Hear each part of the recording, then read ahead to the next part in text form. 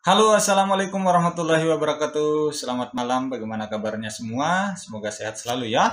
Ketemu lagi dengan channel Almahya dengan saya Andika Saputra. Nah, pada kesempatan kali ini kita akan kembali membahas SKB Pembina Jasa Konstruksi Kementerian PUPR tahap 2. Nah, seperti pada video bagian 1 tentang SKB Pembina Jasa Konstruksi Kementerian PUPR, malam hari ini kita akan kembali membahas beberapa soal yang terkait dengan pembina jasa konstruksi.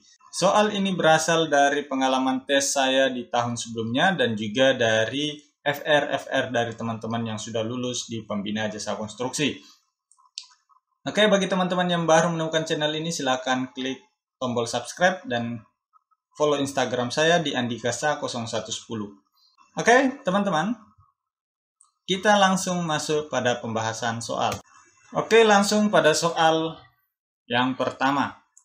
Soal yang pertama, untuk pekerjaan yang bersifat kompleks, kerjasama operasi dibatasi paling banyak titik-titik berapa perusahaan? A3, B4, C5, D6, E7 perusahaan. Jadi, untuk pekerjaan KSO atau kerjasama operasi itu dibedakan menjadi dua ya teman-teman. Pekerjaan yang bersifat kompleks dan tidak kompleks. Nah, untuk pekerjaan yang bersifat kompleks, maka dibatasi paling banyak 5 perusahaan dalam satu KSO. Ya. Sedangkan untuk pekerjaan yang tidak kompleks, dibatasi paling banyak 3 perusahaan dalam satu kerjasama operasi. Nah, ini ya teman-teman, jawabannya adalah C. Untuk pembina jasa konstruksi itu sangat luas materi yang harus kita pelajari. Kenapa? Karena pembina jasa konstruksi juga mencakup banyak hal, termasuk mencakup materi jalan dan jembatan, PSDA maupun cipta karya. Semuanya bisa saja masuk ke dalam soal materi pembina jasa konstruksi. Dan yang paling banyak yang muncul ketika saya...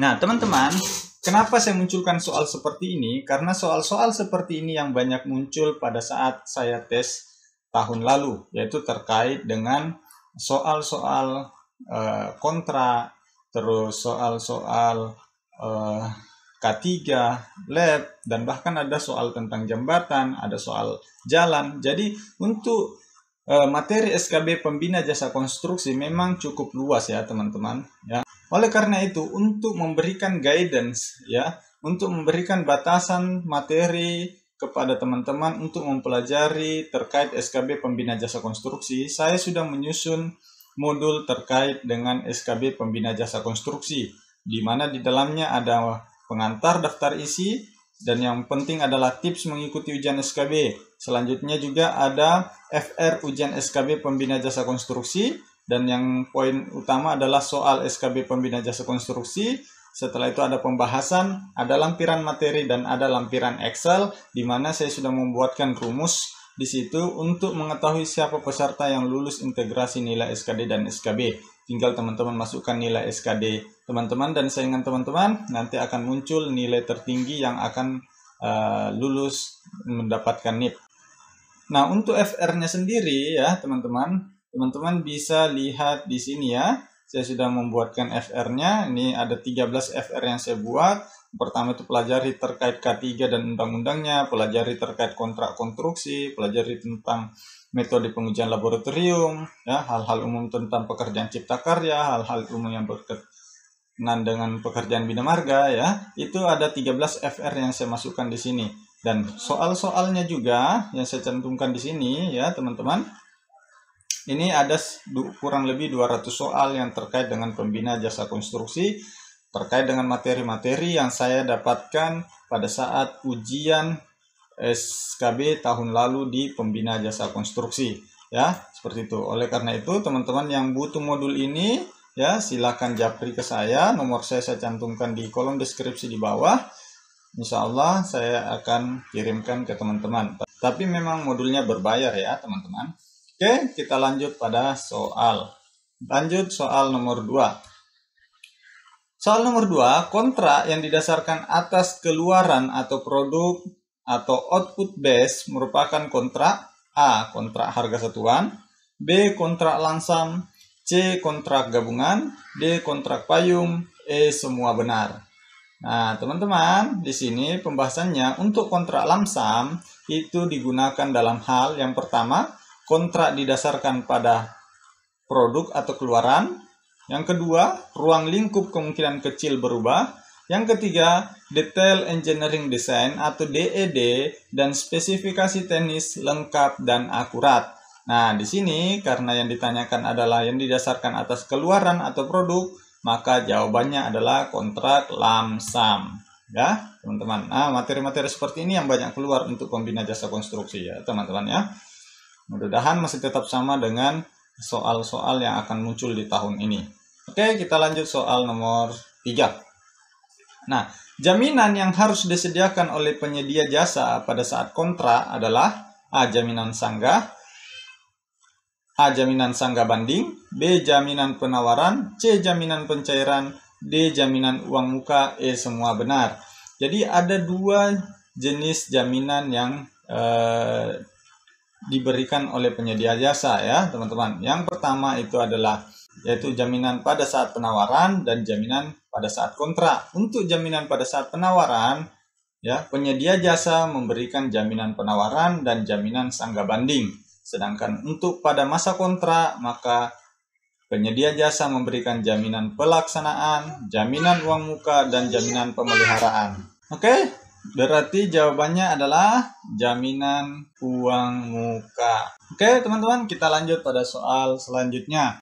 Dalam melakukan pengawasan penerapan SNKK, Menteri menetapkan Komite Keselamatan Konstruksi yang bertugas membantu dalam penyelenggaraan keselamatan konstruksi.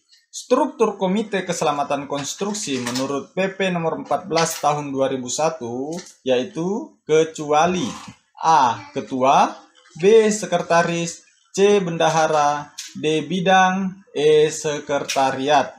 Oke, teman-teman, kira-kira jawabannya apa? Nah, soal-soal seperti ini juga lumayan banyak yang muncul ya. Nah, langsung kita bahas. Jadi untuk PP nomor 14 tahun 2021 itu menambahkan satu item dari PP sebelumnya ya. Kalau sebelumnya bidang ini yang merah ini tidak ada di PP sebelumnya, kalau sekarang sudah ada ya. Jadi yang termasuk dalam struktur Komite Keselamatan Konstruksi ya, yaitu yang pertama ketua, yang kedua sekretaris, yang ketiga bidang, yang keempat sekretariat. Dan yang tidak ada adalah bendahara ya. Berarti yang tidak masuk di sini adalah jawabannya C. Oke, teman-teman. Ini juga sudah saya cantumkan di dalam modul ini ya, teman-teman. Nah, di sini juga sudah ada daftar isi. Di sini juga ada tips mengikuti ujian SKB ya, seperti itu.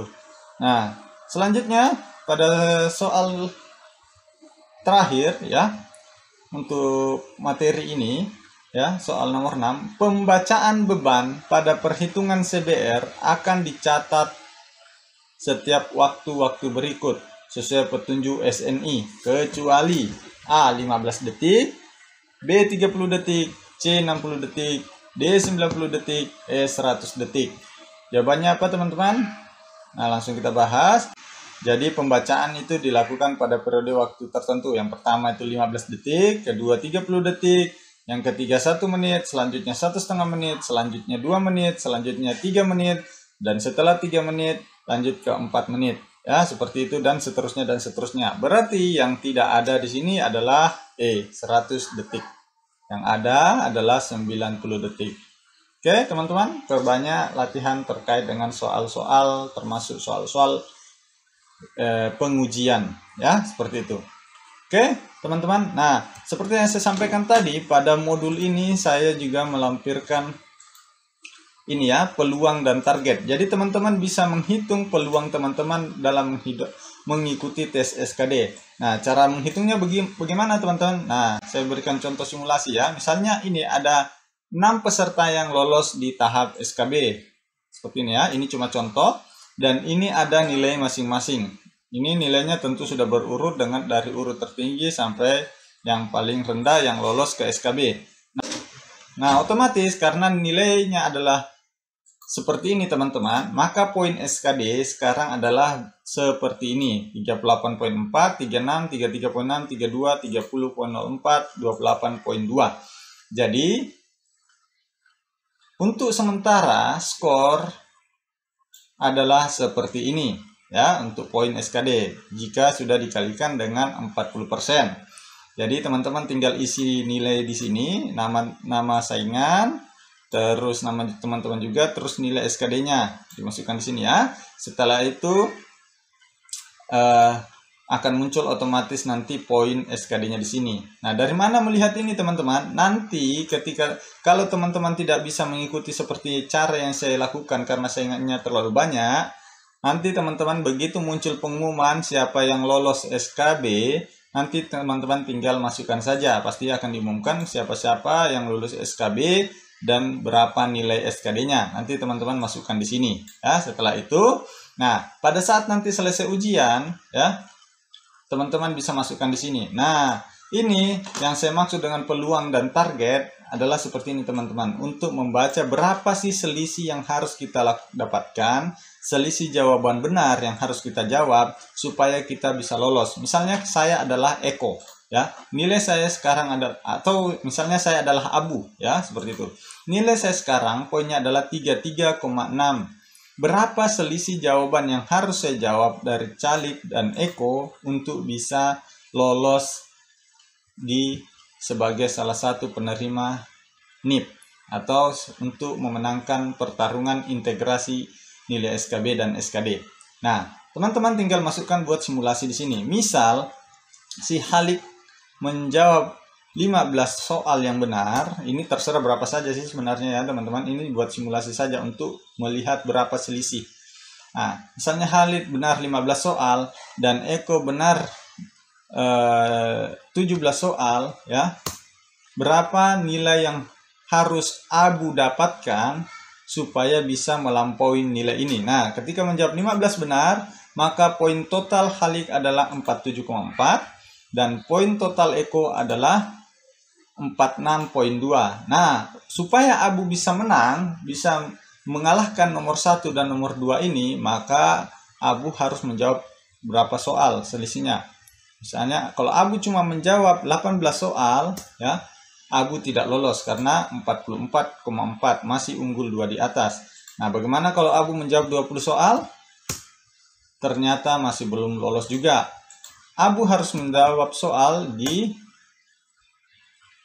22 soal untuk minimal mengalahkan Eko. Seperti itu ya. Atau kalau mau mengalahkan Halik, dia harus menjawab 24 soal. Ya, seperti itu ya teman-teman.